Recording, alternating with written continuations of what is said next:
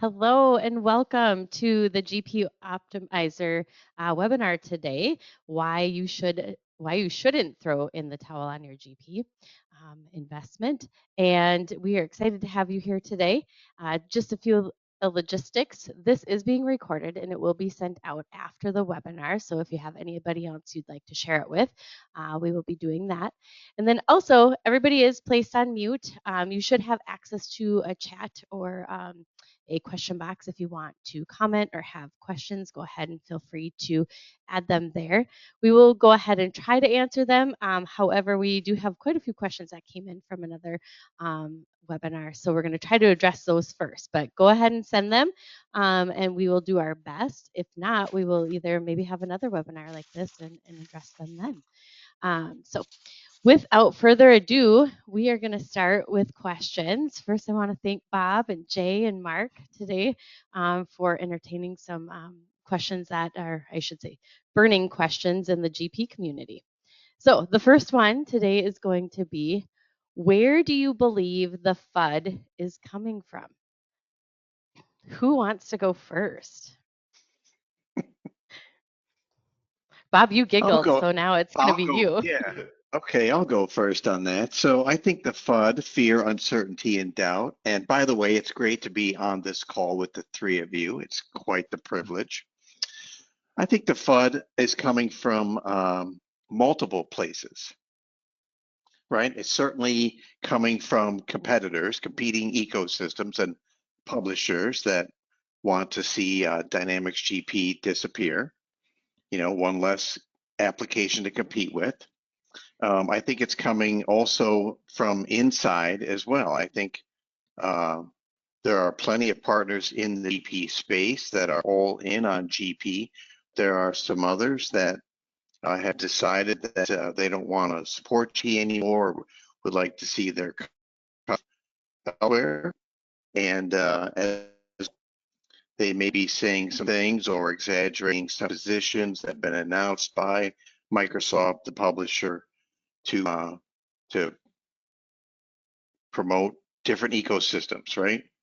They can certainly try and sell and service whatever they like. No one's going to complain about that, but sometimes there are statements made or dates thrown out there that are not accurate, and that's unfortunate. So I've spent a lot of time over the past several months trying to put forth what Microsoft, the publisher of Dynamics GP, has said about the future of the product, right? They're the publisher, they're the ones that make the decisions.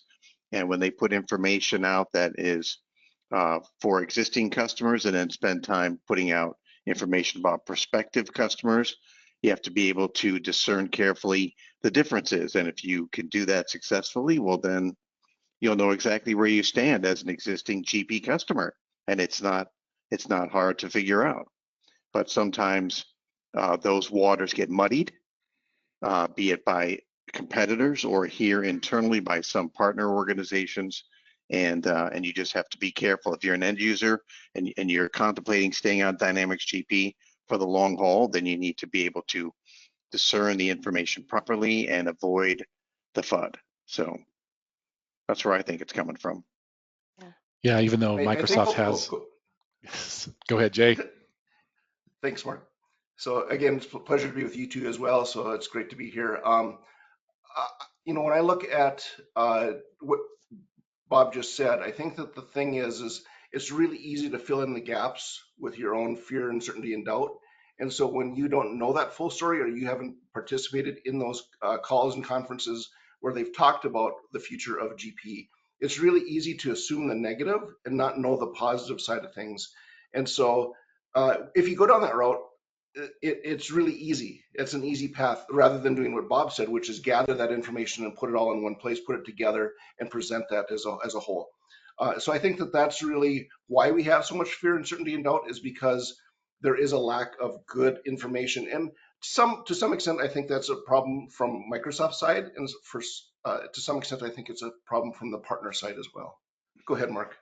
Yeah, thrilled to be on here today. Thank you, guys. Fun to join you. Microsoft has always put out FUD, unfortunately, and just have a mentality. They've always think that they only have one ERP system, and they tend to push just that one. And so that's kind of always been a problem. I think to many of them, Xapta is the only choice, and it doesn't even fit the vast majority of customers we're dealing with in the mid-market channel. But what I have appreciated about Microsoft, and I know this is a record recording right now that I'm saying something positive about Microsoft, but I have to say is that they have put out a roadmap and they've stuck to it. And this Yeah. roadmap is one of the things that they've actually stuck to for years, actually more than a decade. And when they publish this and say, this is what we're doing, they've not wavered from that. And when you look at that data and the supporting track history that Microsoft actually followed through on something, then you have that data to say, yes, this is the roadmap, it's where it's going. And the roadmap's very positive. It's going out for years and years and years. And so that's the part of the FUD that, while it irritates me about Microsoft, I think the roadmap gives you the guarantee that it's not as, that you don't need to be as fearful and doubtful that it's just going to suddenly disappear. But there's many reasons why that's not going to happen anyway. But just sticking to the question for now. Yeah, no, that's okay. There's a couple follow-up questions to that one.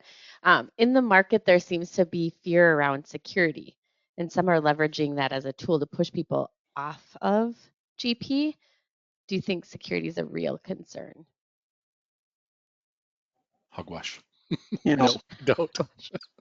GP's even. security is a real for everybody, right? I mean, that seems like low-hanging fruit in my view. Security is a problem, for everybody and a concern, right? Whether it's a bank or a small company, you certainly never want to be hacked. You never want to be held ransom by someone who's got too much time on their hands and just wants some easy money. So that is a concern. It's a concern everybody shares all the time, whether it's personal stuff or business stuff. And it's unfortunate that is the kind of thing that some people are leveraging to try and make a Dynamics GP end user move to something else. Nothing is unhackable, right? So that's unfortunate to hear that sort of thing, but security is a concern for everybody: Microsoft, Google, AWS, all of them, big and small. So I'm hoping that people don't make their decision based on that item alone. That would be unfortunate. There's nothing structurally or programmatically different about GP that makes it more insecure than any other thing. And the fact, if you are on premise, which a lot of GP customers are, that is more secure than any cloud platform because it's secured in a physical location on top of everything else. So to say that GP is less secure than anything else is absolute rubbish. Yeah, I agree with everything that's said. And if you look at the largest companies, largest banks in the world, right? Bank of America, American Express, all of them, they've all been hacked at some point, right? And so our US government's been hacked. Everyone's been kind of hacked at some point. So to say that an ERP is, like they said, more or less secured just based on on-prem versus in the cloud, I agree with the hogwash comment earlier. I love it. Jay, we'll start with you on this follow-up question. People are also hearing that Microsoft's planning to increase their maintenance prices.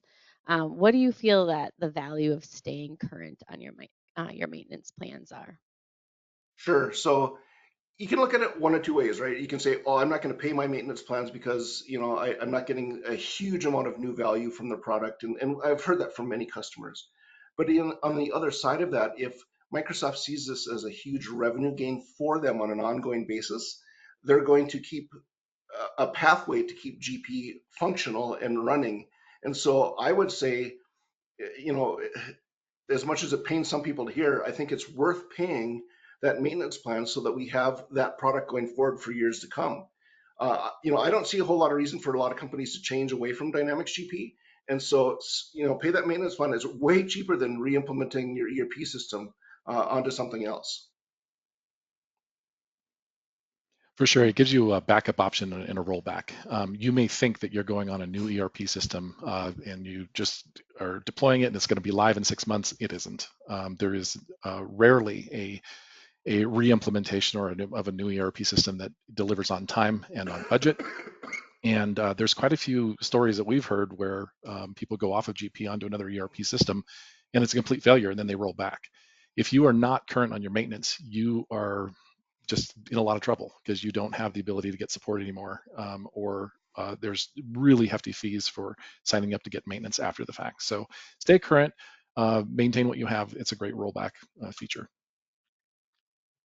Yep, stay current. Your partner is looking for you to stay that way. You're going to have a good, hopefully a really good relationship with your reseller partner, and that's part of the deal. And I think having a good relationship with your reseller partner is key, and part of that relationship is maintaining your maintenance plan, which is part of the deal when you signed up. Yeah. Good. All right, Mark, we'll start with you on this one. What about those who have invested a lot over the years to customize their GP to fit their business? What thoughts or advice do you have that you can share with them? Great. Yeah, we've done a lot of customizations over the years as well. And one of the things that I've been touting for 20 some years is make sure that if you have customizations that you have your source code. So if you don't know where your source code is, go hunt it down now, because someday you may need it. But a lot of the customizations and features that you have built into GP, you need to be very aware of, so that if someday you do want to move off of GP, replicating those things is very difficult to do. GP is a very robust system. It has a lot of features, and then if you added some custom things to it, it's unlikely those custom things are going to be replicated in another ERP system. So you need to be aware of those. But if you have them, be maintaining them, know where they're at, and know where the source code is, so that you can have that stuff in the future. Not only know where it is, but know where the documentation for why you needed a customization is. When you're going through the upgrade process, you're going to want to test those customizations more so than other aspects of the system. And that's a good time to write down the documentation. Why did we put this in? Who's responsible for this process or these processes? And make sure that along with maintaining the code and knowing where it is, you've got the documentation for why you had it written and what it does specifically for your business. The other thing I'll add is just that I would strongly recommend you stay up on the current builds of GP. What we've seen in the past is people will build a huge customization on GP version 10 or 9 point whatever, and then when they want to go to modern lifecycle, they panic because it's such a large project. And so if you do it incrementally as each release comes out, it's much easier to maintain that, especially now with modern lifecycle. From now on, once you've got it to modern lifecycle, it should be very small changes from that point on going forward. So I would say do what you can now to get those updated to modern lifecycle, and then you'll be good to go. And if you're on Yeah. Dynamics CS Plus, it may be too late. I'm not really sure. That's true. It might be Oh my gosh, yeah. This is from The like 3.15. way back. 98. Wow. That's a Haven't heard that wayback in a while. machine. Yeah, it is. Absolutely. Ooh, dust off the cobwebs there. I do have another follow-up question that is very fitting to what we've been talking about, so I'm going to jump over there. Is we're seeing more and more Microsoft partners encouraging GP customers to move to a non-Microsoft platform, which adds to the FUD and the GP customers' churn. Are you also seeing this? So when our Sure. customers leave us, we ask them where they move to, right? So we say, when they discontinue maintenance with us, where are you going to? And so what we're seeing is very few of them are actually going to Dynamics BC. They're going to NetSuite, they're going to Intact. They're doing Acumatica. what I call it anything but Right. Microsoft, right? And that's because of the FUD that we talked about earlier. When you introduce that FUD and then you make people do some research, that tends to mean that they'll do extra research, and they tend to then look at other products. And once they start to look at other products, they might see something that they like. And so, when we look at it, I would say only 1 in 12, maybe 1 in 14 actually moved to BC. Most of them are moving to something else. The Workdays and the Acumaticas and others, but they're not moving to BC like everyone thought that they would. If I'm the controller at a company running GP and I've made the decision or I've been part of a decision-making committee that's going to move off and go cloud, I'm probably going to look at everything that's out there, Acumatica, NetSuite, Intact, Epicor, you name it. I'm going to look at all of them. Why not? I'm going to do this work anyway, and Business Central, F&O. I'm going to look at all of them and see what fits best for me. So if I'm going to go through that process, why not lasso as many solution opportunities as I can while I'm doing it? Yeah, and I've heard quite a few customers over the years say we want to be exclusively a Microsoft shop, and I can appreciate that all of your Mhm. software provided by Microsoft. But I would, when an ERP is so important, that I would look outside of that. Now, BC fits a lot of customers fine. F&O is a great fit for certain customers as well. But Mhm. there may be something else outside of there that you may want to examine, and you really should consider it. Open your eyes beyond just the Microsoft ecosystem. Um, Another question is I've heard Microsoft is working on a data migration tool to help people move. Do you have any thoughts or insights on how that process is? And this one is basically moving from GP to BC.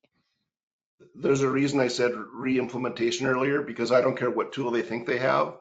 I've never seen a successful migration from one ERP to another, and I worked for Great Plains and Microsoft for 14 years. So when we went and did it, we could move maybe in-flight transactions, the open transactions, but all history we kept on the old systems. So you're not bringing across all your old data or anything like that. You're only getting the in-flight transactions. So I, they can make whatever claim they want, but until they show me a customer where it was one for one, I'm not going to believe it. Anyone who tells you that there's a migration from any ERP to another is lying. That includes even QuickBooks, coming from that. And that there are tools out there being pushed that moving to BC is like an easy piece of thing. And I know that Microsoft's actually built a lot of these tools. And back in, gosh, 15 years ago, moving from, I even forget what they built, but they were on version 5 of some migration tool. I think it was moving to CRM or synchronizing CRM with Dynamics GP. And they're just a failure after failure after failure. It's just way too complicated and complex. And a lot of that is because people have customizations and they all do things a little bit differently. So do Mhm. not be fooled that moving off of Dynamics GP is going to be a piece of cake, or that you push a button and you're suddenly on another system. It is not true. It will be expensive. It will be time consuming. It is a full blown re-implementation no matter what you move to, period. Yeah, I don't know much about these tools. I know they've been worked on for quite some time, but like Mark said, it is a redeployment. It's not a migration. When people say migration, it's not that way at all. These are complicated systems. Everyone's system is different, different different customizations, different integrations, different processes. It is a complicated process. So if you're going to make a move, plan on redeploying to something else, people who use that term migration are really underselling the work ahead.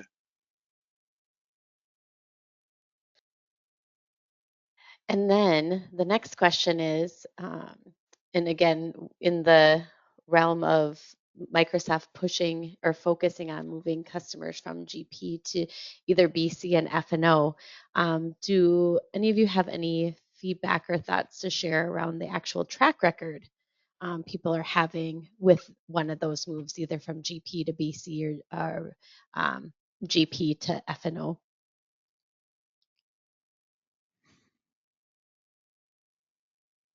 I don't know of too many customers that have made those moves. I feel like a lot of GP customers at this stage have decided to at least stay put. They have a supported roadmap through 2028 and beyond, and they don't need to make any moves at this time. Are they contemplating something down the road?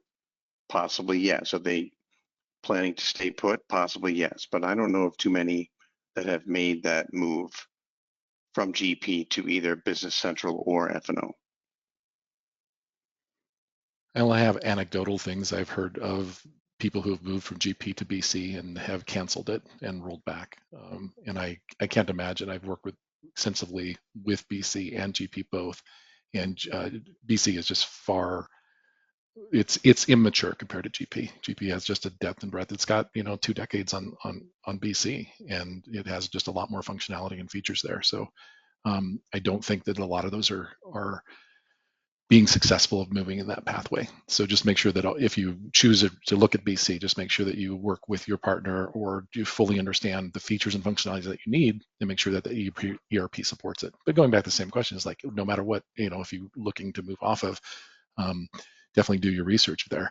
But I think the better choice is just stay put. GP is solid. It is working for your company. It's going to be here for another 20 years. Just because something may happen in 2028, it is going to, Bob had a great seminar on this. There's 10, 20,000 companies out there on GP. There's not enough human capital to move people, even if they were already today, onto some other ERP system. It just isn't possible. And a lot of these things take years and years to migrate over. So stay put is, I believe, the first choice. Yeah, and I'll just add that we have had customers that have left us and they have gone to GP, or sorry, BC, and we've had a few that have come back and paid for maintenance, so we know that they've come back to us, right? That they've decided not to pursue that route. But we've also lost some too. So I don't want to, I'm not going to say that we haven't lost any to BC. I'm just saying that I think the ones that we're losing to BC they've tended to be very small customers, very low license count, very low, in our case, we focus on AP, so a very low AP spend. And so it's not the same thing as these very complex implementations. They tend to be smaller implementations, or they tend to be driven by a specific partner. There are a few partners out there that have pretty high quotas from Microsoft to really, I'm going to use the word force. I know that might be seen as kind of a bad word, but force customers to try to move. And I don't think that that's what should happen. I think the customer should move when the customer is ready to move, not when the partner or Microsoft wants them to move. Sometimes I've seen companies get acquired, and the acquiring company is running something like SAP, and therefore the smaller company is moved over to that system. That's a lot. That's what you see quite a few times, actually. Yeah, absolutely. All right. We're kind of rushing through some of these questions, so we're getting to some fun ones here. I'm going to throw a couple at you. So if each of you had a magic 8-ball and you could ask it what's going to happen after 2028, what would it say? I think I can go first on this one. I said, and I'm really going to date myself because I've been around this industry for 35 years. I worked for Great Plains and Microsoft. And for those of you that remember Project Green, I was told at that time that was going to replace everything. And I said, GP will be around till I retire. And I said that loud and clear. And that was when I was yet a young kid with hair on my head. And to be real honest, I still think that, and I'm a good 10 years away at least from retiring minimum, that GP will be around long after I retire. I agree wholeheartedly with Mark said earlier that it'll be around for another 20 years. I have no doubt whatsoever in that. People misunderstand the inertia of society, and the easiest way to see that is, do you all, well, I guess I'm dating myself again. Everyone remember the Jetsons? Remember their flying cars and everything? Everyone thought that we'd have that by now. It's now 2024 and I don't have a flying car. I still am a pilot and I have to go jump in an airplane to fly that was designed in the 40s, right? So it's kind of funny that we assume that technology is going to naturally drive quick change, and it doesn't. People are really resistant to it because they like what they know that works, and they want to stay on it. So I really think that the magic 8-ball is going to say most people are going to stay the course, and it's going to be another 20 years, as Mark said, of Dynamics GP, in my opinion. Yeah, Jay, I remember you walking through those halls with hair, and probably sitting in on some of those Project Green meetings with you. I remember. Yep. Yeah. Mm-hmm. Bob, what would yours say? I think my 8-ball would say that the roadmap will be pushed out some, and that as just to reiterate what Mark said, there are a lot of companies, most of whom are current on their maintenance, that are using GP today, and there's just not enough people on this planet with the proper skill set to move those companies to something else. So sheer volume indicates that the 8-ball would say, yeah, GP is going to be around for a while. And there are a lot of companies who've leveraged it for quite some time, many with deep industry-based third parties like Cavallo and Wensoft. Those are my two favorites to point to, that are happy with where they're at and will stay the course. My magic 8 ball would say something along the lines of maybe or yes or no or undecided or it doesn't matter. Just in the part of I think 2028 is I love this phrase. I don't even know if I'm using it correctly. A nothing burger. I heard that, somebody say that. Is that if we just blindfold ourselves and over ourselves in 2028, I don't care what happens. Is that in 2028 specifically, there are going to be still almost as many people on GP as there are today, and they are going to be using their systems. It's going to be chugging along just fine, regardless of what Microsoft does with their roadmap, because it is a strong, solid system, and it will last you another 20 years easily, because it is such, again, a great, profound, great, strong system. If you think about in 2015, I still knew of people that were on DOS version of Dynamics, which was last discontinued like around 95-ish. So that was 20 years. That was a DOS version program. And there were people I ran into in 2020 who were on Dynamics CS Plus.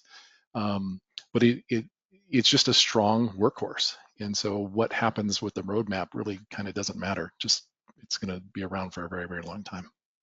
Yeah, it It's hard reminds to me of believe there's Solomon. yeah, There's still people on Solomon right now. sure. And that was 2001. That was 23 years ago.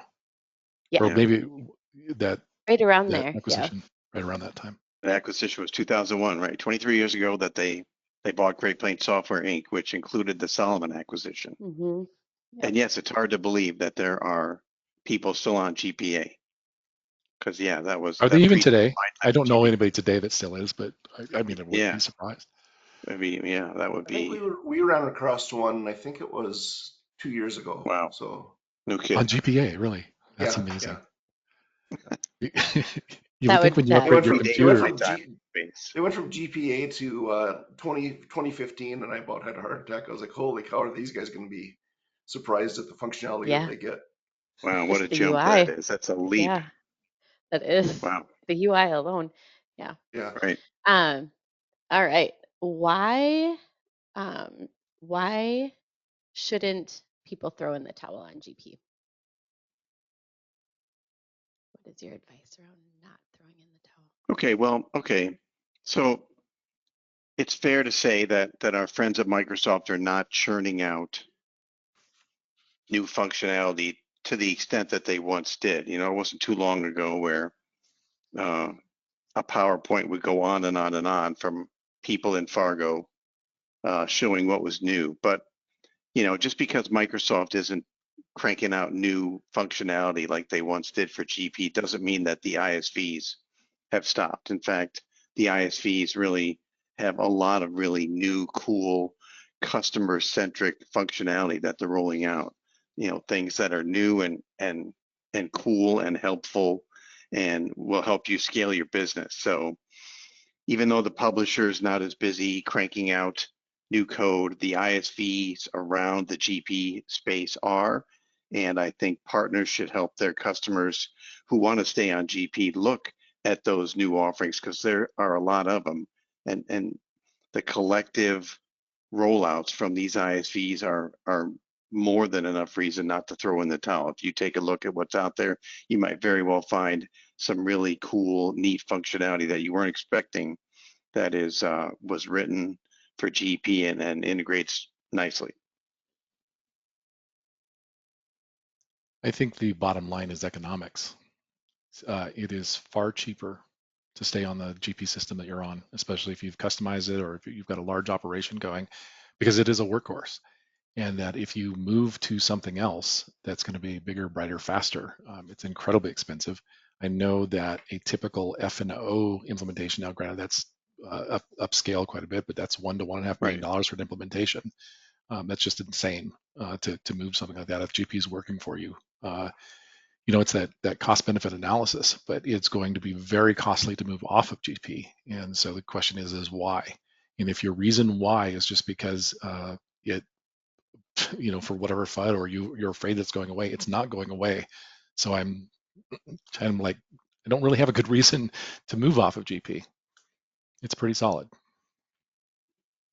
I'm going to give you two reasons. One, I think everyone can relate to. My daughter's looking to buy her second car. She has one car now, and she's like, well, do I keep the second car when I buy the new car, or do I get rid of it? And I said, well, your new car that you're buying is for a specific purpose. So she's buying it to travel. And I said, so your other car is really high gas mileage, gets around town really easy. This other one will be much larger. And so, there's no cost to keep that car, really. There's some minor maintenance and that's it. And that's kind of where GP is. It's a minor maintenance mode car. It just requires you to change its oil every now and again and put some new tires on, that kind of thing. But the other thing I want to talk about is I don't think that many people realize that Microsoft, the last of the GP techs that built Dynamics GP, left us with a platform that has really good hooks into modern technology. So we've gone and hooked in, the Microsoft AI engine, and we've hooked in the Power Platform and things like that. All of those things are what people are calling the modern tools, and we are able to do that with Dynamics GP, which was written 30 years ago. So when you consider what the developers left us as a legacy, to be able to put that, to use those modern technologies with something that was built so many decades ago, I think that they did us a very wonderful favor. And I just have high praises for Dynamics GP because of what they left us. That's a really great Yeah, point, Jay. I appreciate it that. is. And It really is. it's really well said. And then another reason why that people are looking for things is like, I want to go cloud, or I want the freedom of cloud of being able to use from any computer anywhere. GP is supported by that, and Ingevity, our friends over there, do an amazing job of that. So if They you want do. to go to cloud, so if you're moving Right. to something else, know what you're moving to and why. If it's just because you want cloud, then my goodness, use your investment in GP and go to the cloud. That's fine. And folks at Ingevity have an array of offerings that can help with that. hmm Yeah, I think Yeah. what McCormick's doing with the power approvals, where you can be the controller and you're out of the office and you got to approve something before it goes out the door. I don't have to find a terminal server. I can go right to my phone and approve the transaction, uses the Power Platform to send the approval through, and then people that are in the office that need to take care of that transaction so that so-and-so vendor gets paid are not being held up by the fact that I may be on the beach or goofing off somewhere, but I could still do that approval and make sure the process is followed. That's good stuff. I'm And still it's waiting not for the just us, by feature. the way. It's, there's a lot of other companies doing things with Power BI and a lot of other tools that I think they're Right. really pretty cool. I mean, some of the reporting tools that are out there now are nothing like we saw, with the old FRX or Report Writer or things like that. They are Right. just well beyond anything we imagined 20 years ago. Mm-hmm. Although I'm still waiting for the ability to do an adjusting journal entry on my smartwatch. Put those debits and credits in and get it to balance. That But I Jay's think working there's a on that. We can Yeah, help you with that. it's a good yeah, those demo. It's always a good main stage demo. Oh, I love it. All right. We're getting towards the end of the questions. My last one is what one piece of advice would you give anyone that's currently using GP? So or if you even just have random advice, I'm sure they would love to hear from the three of you. Yeah, yeah. Well, let's stick with some random advice, like, if you're a stakeholder in a business, work with your partner and make a plan, right? I'm a big, no matter what I do in my career, I'm always going to be an advocate for stakeholders. So stakeholders should make decisions around back office and processes and all that sort of thing. So if you have a good relationship with your partner, then make a plan and leverage your partner to grow your business. If you don't, then find a reseller partner where you can have a good relationship and trust that firm to help you scale your business. I'm always going to be an advocate for stakeholders because they've got skin in the game at the business, whether they own it or they're a key contributor, an officer, or what have you. So those people are the ones that should be making decisions about what systems get used, how the integrations get done, what processes are put into place, and how are we going to grow this thing. So leverage your partner. There are some really great people in the partner channel who are smart and are willing to help you and can help you make key decisions that can really make a huge difference in how your business runs. So go with that model. It's a good model. It's been around a long time and it's effective. I can add a few things. I think the first one is don't change your ERP just because to keep up with the Joneses, right? Don't change it just because someone else is doing it, or you've heard that, you've heard FUD out there, or whatever it might be. Do your research before you look into it. And as Mark said, it might not end up being a Microsoft product that you end up moving to if you make that decision to move. But I think the biggest thing is make a list of why you need to move, because I think you're going to find that the biggest problem I've seen is people assume that they have to move, and then they go to move, and then they're like, well, why did we do this? And no one has a concrete list of rational steps of why they made that decision. If you don't have that list, then it isn't going to be successful. So if that's the ultimate goal is to move, then have that list. But there again, I think you're gonna have a tough time coming up with a list, because every time you do that and then you see what GP can do for you, you're gonna find out that probably already does it, or a third party out there somewhere, an ISV or a partner, can make it do that for you. So it's a really tough sell, in my opinion, to tell people to move off of a very successful, very stable, long time ERP system that is just frankly loved by the community. Yeah, said a different way is stay put, know what you're running to and not what you're running from. The FUD is basically spreading out there that you need to run from GP because it's going away, or some cliff is imminent and then we're all going to fall off. It's not going to happen. It's going to be around here for decades and decades. So get rid of that fear, educate yourself. Microsoft's got the map, and just accept that GP is not going to go away. Then that alone could ease your fears there. And then ask yourself if you want to move to something else. Yes, there are plenty of shiny objects out there. The essence, like Jay said, is why. Ask yourself why. Have a very clear directive why. And I have a hard time thinking, like I mentioned, cloud. Well, there's solutions for cloud, GP on cloud. Usability. I know Rockton, we've got some tools to help with usability. Those things that you are trying to tackle likely have been tackled because there's tens of thousands of installs of GP out there, and lots of custom code written as well. So likely that there's, if you need to get more into that, in fact, I think you should invest more into the application and just have a long-term plan that says we're going to be on this for a long time. It is refreshing that when I ran into GP customers who are buying one of our ISV products, they're well aware of what's going on in the marketplace, and they ask us questions because we integrate with other systems now right now as an ISV, and they don't even think twice about staying in GP, and it's really refreshing. It's like, well, of course we're staying in GP. We've got all this custom code. It's working great. We're just focused on business growth. I think there's more things to do in your business than switch ERP platforms when it's working for you. Absolutely. Great answers. As of right now, we have no more questions. So I don't know if there's any other. I know. I don't believe We have you. 20, right? And we have 20 minutes to spare. So unless we're all trying to be super succinct, and then we have extra time, right? That's been our preparation meeting lasted way longer than this. It's true.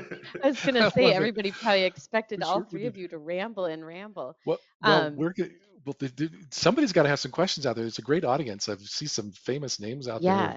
Hi, friends. It's great. Glad you're joining us here. But throw some questions at us.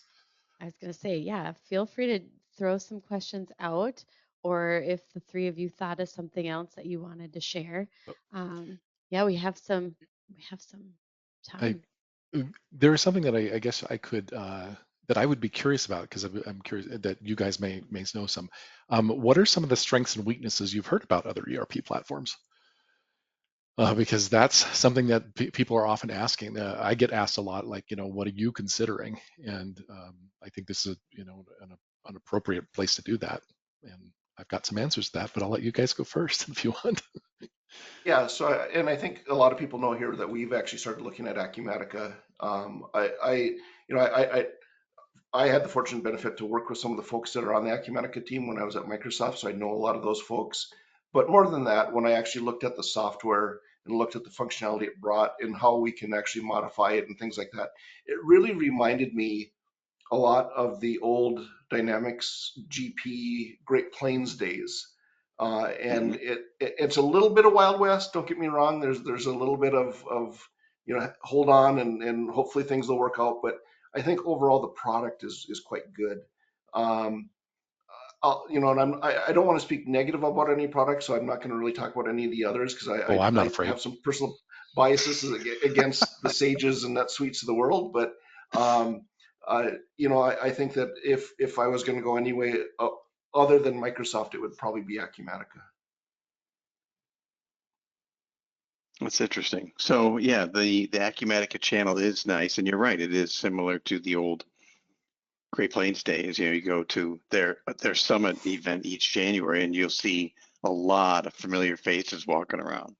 Yeah. And then a lot of folks that work there have some Microsoft background on their resume, so it is interesting.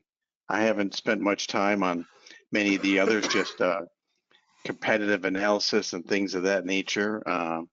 There certainly is, there's certainly a lot of competition.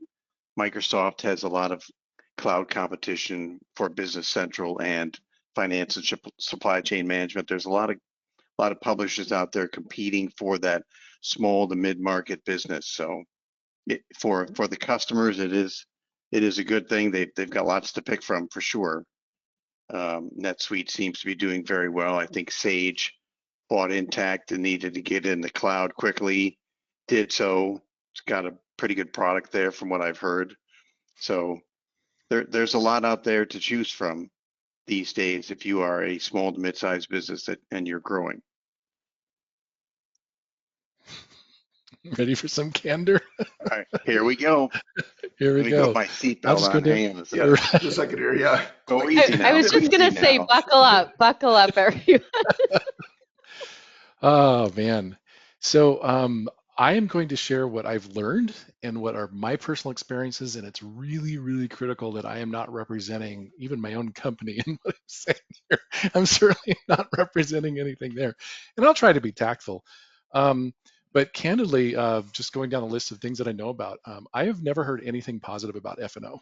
What I've heard about F&O is that it's incredibly expensive, over $1 million, $1.5 million to implement, and it takes a monster of a team. Now, granted, it's a tier 3 system, so I want to give it that credit where it's due. That it is, it's like a SAP or JD, or just really, really huge. I have no experience with it, but I just talked to a lot of people on the channel, and I've not heard a lot of great things about it. I've never had anybody that's on Exapta who has told me, "Oh yeah, we love it." I've never heard that, and I find that lack of that information kind of interesting. Moving on to BC, I have been a very, very vocal person about Microsoft's, honing in on one product, BC specifically, and I have to eat crow. And I thought I would have an opportunity to do this someday. As I said about 7 or 8 years ago, when it was really getting pushed heavily, I said, "Don't waste your time going to BC because Microsoft has a proven history over the last 15 years." I counted and did my research, 7 different products that Microsoft pushed in the small medium business market that they just totally just dropped and left a bunch of ISVs hanging. I was one of them. Think of small business financials. Was one, a version of that. There was a great product out there that would compete with QuickBooks called Microsoft Profit, and so there were 5 others. I've lost count. It's been a long time, and I said, don't go for BC. Now, what's happened is that they put all of their marketing engine and they've made BC successful, much like they made Internet Explorer take over NetSuite back 20 some years ago. Is that just by brute force they've made that happen? Now, when it comes to BC, I own some other companies that I deal with. I ran personally on BC for 1 year on one of my companies, and I was so frustrated after 1 year that I just took all of my bank financials and stuff, and I moved to actually Xero, which is a lower end product. Xero competes with QuickBooks as an online, and I was able to get up and running of an entire year's worth of accounting in about 12 and a half hours. Because I found personally BC very difficult to use and not very friendly. However, I've got ISVs and friends in the channel who absolutely love it. I've got, I know of somebody who's on this call actually, and I have great respect for them. They absolutely love BC. They say it's functioning really well for them. and it's meeting their needs. And so it's a very viable product. And I do think that since I've used it, 3 or 4 years ago, that it's come up quite a long ways as well. Next is Acumatica. I ran on Acumatica for about 3 years. We're now moving off of Acumatica because we went as an ISV onto, we wanted to move and learn about another platform as we expand our ISV offerings. It tends to be, well, I was running on Great Plains before as well, early in the day, and I moved off of Great Plains to our own homegrown CRM system as well. So we've moved around. And running a company of our size on a tier 2 system has just been really, really challenging and difficult. So running on something that large is very challenging. I like Acumatica from its open architecture and what it can do. It can integrate with anything. I love their philosophy that they do demos on stage about how they integrate with Microsoft products and Word and Excel and stuff, how they integrate with Amazon Echo, how they play really nice. And they say, let's use the best of breed technology across all these different platforms, Google, whatever it is. And I really like that mentality. I've had struggles because we do integrate with them as a company. I think that their support is lackluster, can be definitely improved. It's very difficult to get support there. And culturally, they have been a lot like Great Plains used to be.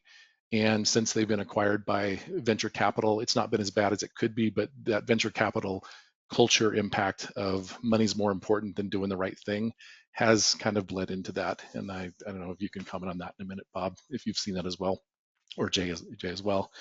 And the ones that and then moving on to NetSuite, I understand I've heard really great things about the product, and that working with the company and interacting with them was really challenging. I've had a lot of challenges myself trying to just get a phone call back from NetSuite of trying to integrate with them with our ISV products as well.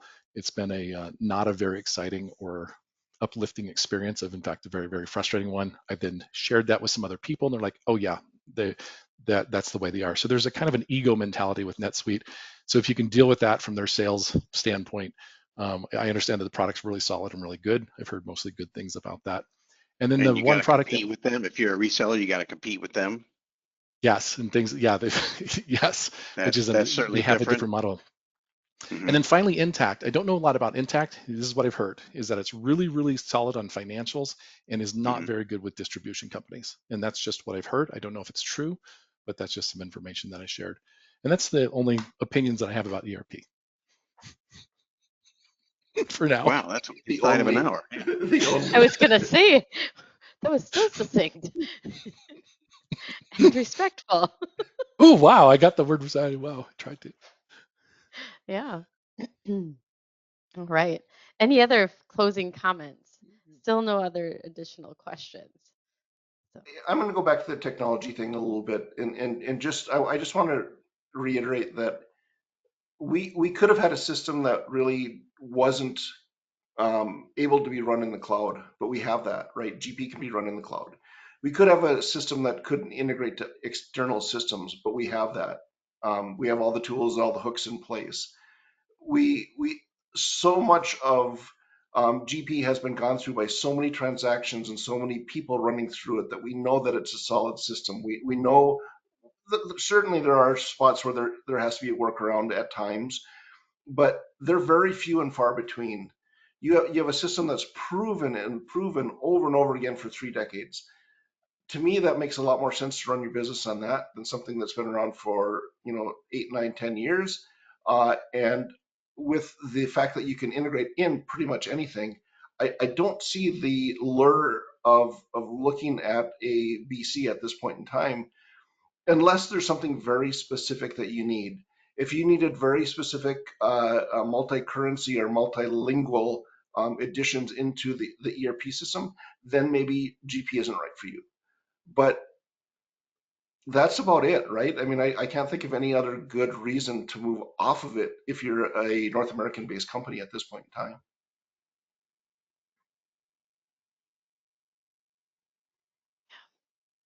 well, thank you all for that. I hope that our audience enjoyed it as much as I did. I always love hearing you guys' insights and opinions. So with that, I think we will give everybody 10 minutes back in their day and we'll wrap up. And just as a reminder, this session was recorded and we will be sending a link out. I also want to just kind of let you know that we will be having more of these sessions as well. So if you're already on our mailing list, then keep an eye out for future invites for other webinars as well. So thank you again for your time. And yeah, with that, we will wrap up. Appreciate it. Thanks, Jen. I appreciate all. Thank you. presenting with Bob and Mark. So thanks so Thank you all. much. Yeah.